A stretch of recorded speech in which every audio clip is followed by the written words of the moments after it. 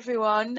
So welcome to this afternoon session where we're going to sort of focus in on sort of pedagogic implications around our topic, critical pedagogies, race, racism and AI. We've got three speakers with quite, I think, an interestingly diverse set of perspectives. Our first speaker is Chris Rowell, who is a digital learning producer at the University of the Arts London. Chris has worked as an academic developer and lecturer in economics and education and has recently co-edited a volume, Critical Digital Pedagogy in Higher Education. And it's through this lens that he's going to explore ChatGPT and AI to begin to question how these tools are being used or could be used in higher education. So thank you, Chris. I'm going to hand over to you. Okay. Right, so yeah, the title of my talk is Developing a Critical Digital Perspective on AI Tools in Higher Education. Just before I get into that, just let me say something about myself, because I think this influences the talk I've put together. So, as I said, my name is Chris Rowell, and I currently work as a digital learning producer at the University of the Arts London. So in that role, basically, I'm working with people who are trying to use AI in their teaching. In a previous life, I've worked for 20 years as an FE tutor, and then a HE tutor, and then as a learning technology manager, and then as an academic developer in 3 different universities. So that's the kind of perspective I'm coming from. In terms of my reason for probably being in Gurnham inviting me into this talk was for this book that was published at the beginning of the year. So in this short talk, I'll look at ChatGPT and AI through the lens of critical digital pedagogy. And in this perspective, we'll invite us to ask different questions about how AI tools are being used or could be used in a HE context. And like all educational technology, AI should be viewed in its context, and we need to ask some important questions about how it's being used. And as I say, this book here on critical digital pedagogy doesn't talk specifically about AI, but it talks about some general principles about using critical pedagogy. In terms of where I've gone, I mean, there's been loads of stuff that's been published about using AI in education in the last 3 or 4 months. I cannot recommend the work of Mike Sharples more so than anybody else. And he did this UNESCO guide, which is somewhere where certainly where I started in terms of looking at this topic. In terms of the ideas that influence critical digital pedagogy, I mean, certainly for me, these ideas have gone right back to the works of Paulo Freire in the 1950s and 60s, obviously way before AI become a big thing in education. And he was talking about a very different time, but I think his ideas are still important, and the principles that underline his worldview about how students learn and are still very relevant to how digital education takes place in a modern university. So this brief talk is briefly here to try and develop these principles in a sort of more modern context. And the first of these principles is that, or Freire's principles, is that knowledge should be co-created between tutors and students. And this is based around Freire's rejection of the banking education, where students are seen as receptacles to be filled up with knowledge by the expert teacher. Freire contrasted this with a sort of dialogical system of education where knowledge is co-constructed between students and teachers based on discussion, dialogue and interaction. And basically my question is then obviously is, well, is this something that AI can do?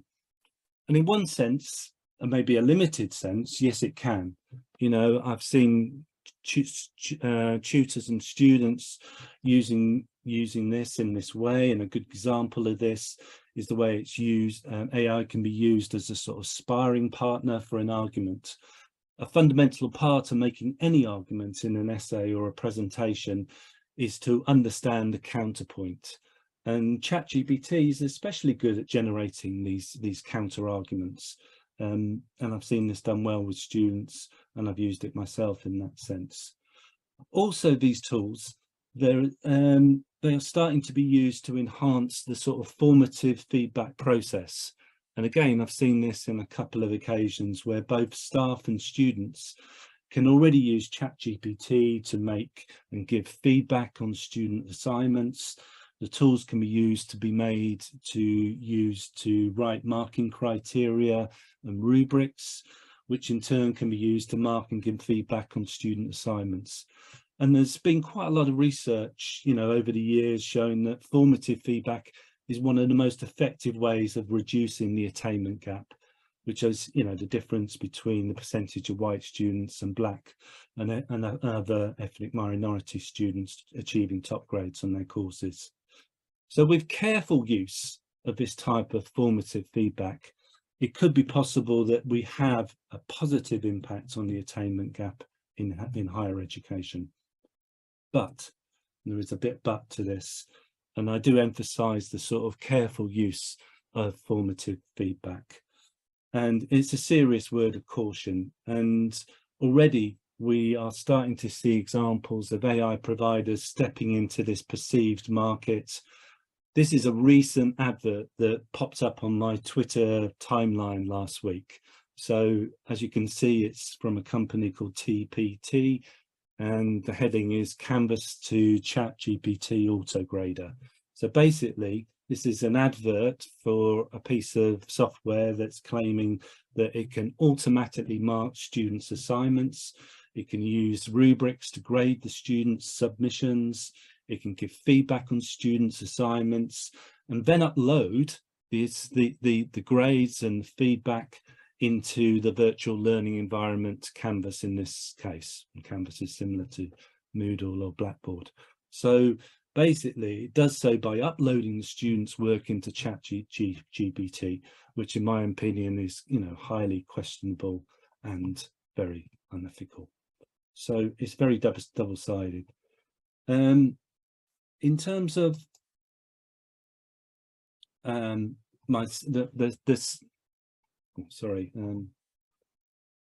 terms of a second principle is that digital learning environments develop the importance of democracy.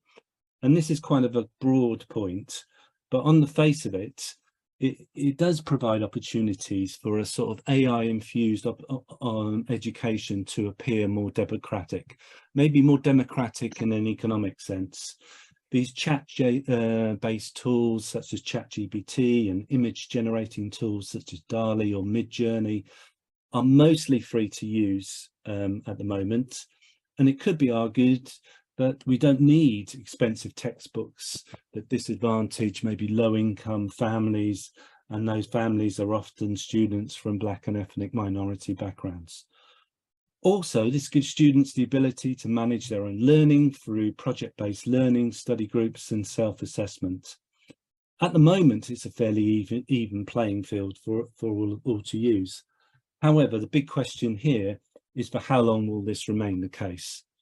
Most of these AI companies have not been developed with a primary education focus. They're often commercial entities with shareholders who will demand more of their market share and will certainly aim to monetize their products. And this is certainly starting to happen.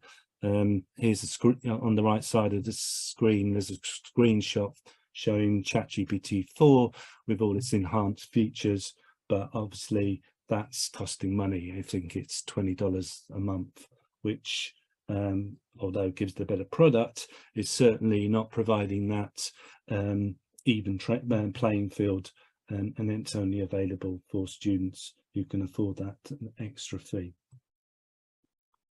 My third principle is that education and technology is inherently political, and definitely some of the speakers from the first part of this webinar alluded to that. So by political, I don't mean party political, but political in terms of power and influence. EdTech companies exert their power in different ways. So control over our data, market dominance and the illusion of choice, and certainly intellectual property and patents. And this last issue is the issue that I probably had most discussions with, and that's probably because I'm based in an art college institution which largely focuses on visual images. So, for example, I've again done a screenshot for Midjourney, which is the image generating tool on the right hand side, and it's a good example of this. So that if you want the free service, and if you use the free service, it has a Creative Commons license. But if you actually want to own the copyrights for the images that you generate, you have to pay for their services. And obviously they have a payment plan that covers this sort of thing.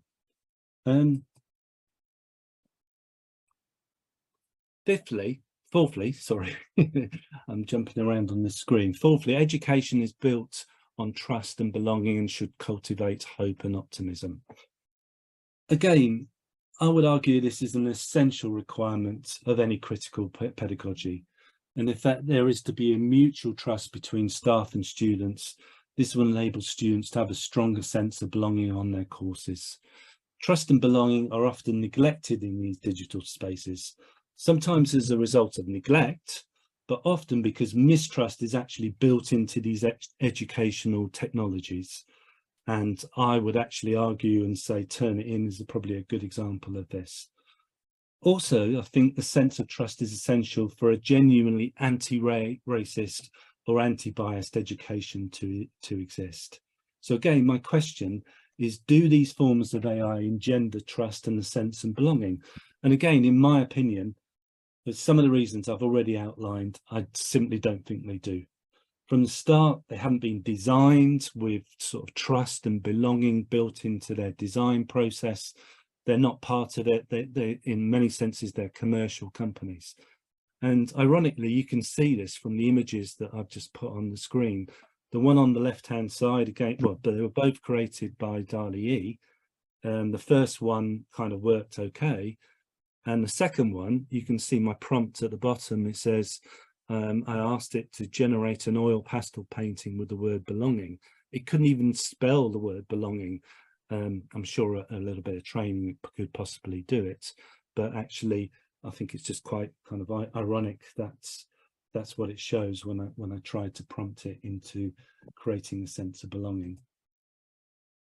So my final sort of principle or way of guidance and thinking about these things is, given that we have little control about how these AI tools are developed, I think it's our duty to help students understand and navigate these tools. Well, not just students, staff as well.